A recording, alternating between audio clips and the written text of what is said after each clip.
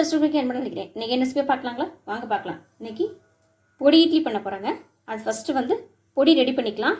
1 cup வந்து உளுந்து எடுத்துருக்குறாங்க, வெள்ளை உளுந்து. வாங்க இதை எப்படி செய்யணும் பார்க்கலாம். பேன் நல்லா சூடாயிடுச்சு, உளுந்து சேர்த்துக்கலாம்.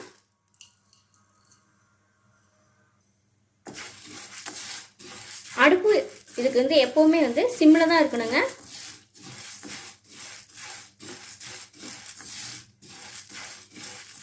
சிம்மில் வச்சு நல்லா பொறுமையாக வறுத்துக்கலாம்.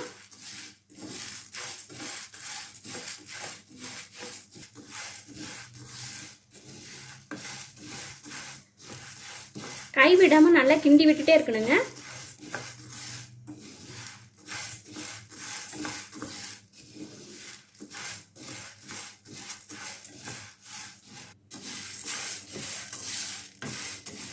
உளுந்து வந்து இந்த மாதிரி செவக்க வறுத்துடணுங்க.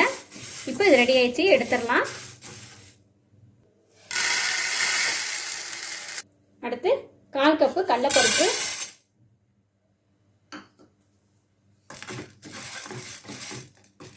இதையும் நல்லா செவக்க வறுத்து எடுத்துக்கலாங்க.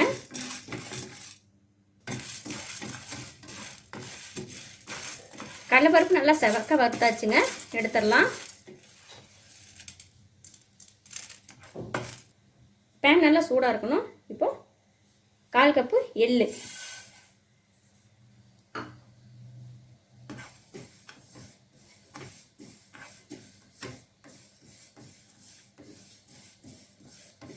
எள்ளு வந்து நல்லா சூடாயிடுச்சுன்னா வெடிக்க ஆரம்பிக்குங்க. பார்த்து தான் வறுத்துக்கணும். அடுப்பு வந்து எப்போவுமே சிம்மில் வச்சுக்குங்க.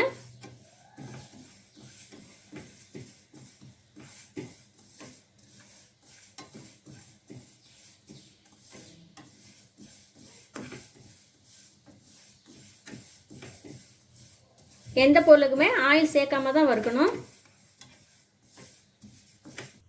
எள்ளு வந்து நல்லா வறுத்தாச்சுங்க. இப்போ இதை எடுத்துடலாம். 1 ஸ்பூன் மிளகு, 1 ஸ்பூன் ஜீரகம்,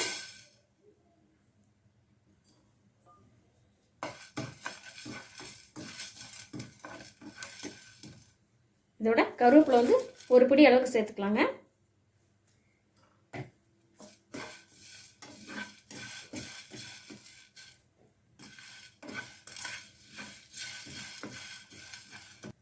இது நல்லா வறுத்தாச்சுங்க, எடுத்துடலாம். 1 ஸ்பூன் அளவு எண்ணெய் சேர்த்துக்கலாம்.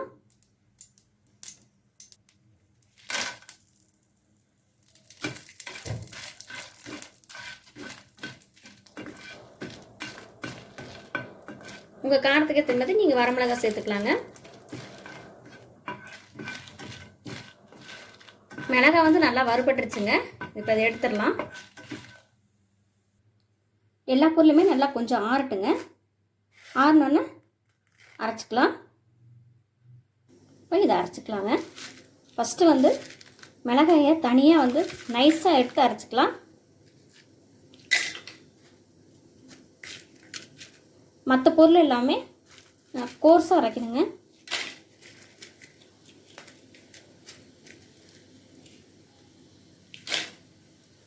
அரைச்சிட்டு பார்க்கலாம். இதை அரைக்கும் போது கல்லுப்பு கொஞ்சம் சேர்த்துக்கலாங்க, கொஞ்சம் பெருங்காயம். இட்லி பொடி வந்து ரெடி ஆயிடுச்சுங்க. அடுத்து பார்க்கலாம். கொஞ்சம் எண்ணெய் சேர்த்துக்கலாங்க, கொஞ்சம் கடுகு சேர்த்துக்கலாம். அரைச்ச இட்லி பொடி சேர்த்துக்கலாங்க.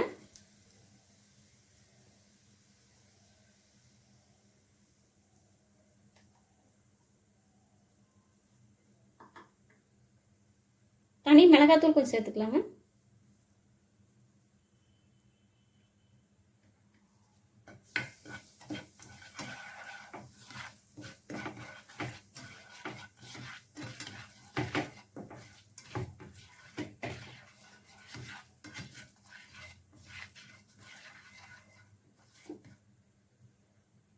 மினி இட்லி சேர்த்துக்கலாங்க.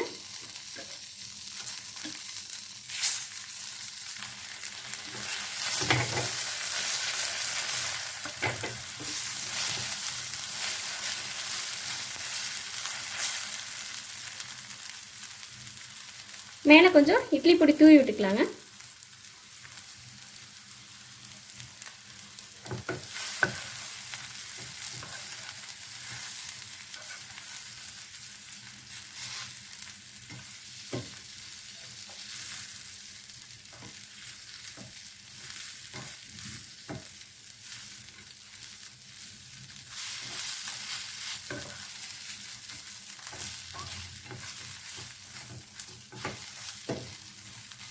உங்களுக்கு இட்லி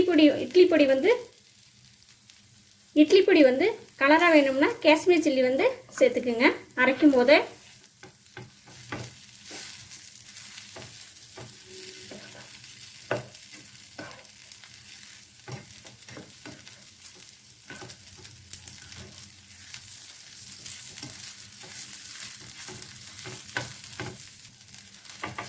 அடுப்பு ஆஃப் பண்ணிடலாங்க.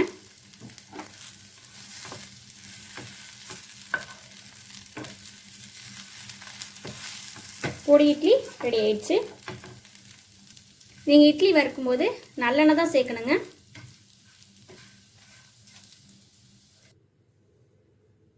பொடி இட்லி வந்து ரெடி ஆயிடுச்சுங்க. நீங்களும் செஞ்சு பார்த்துட்டு எப்படி இருக்குன்னு சொல்லுங்கள். சுதாஸ் ரெஸ்டாரண்ட் குக்கிங் சாமி பார்த்ததுக்கு ரொம்ப நன்றிங்க.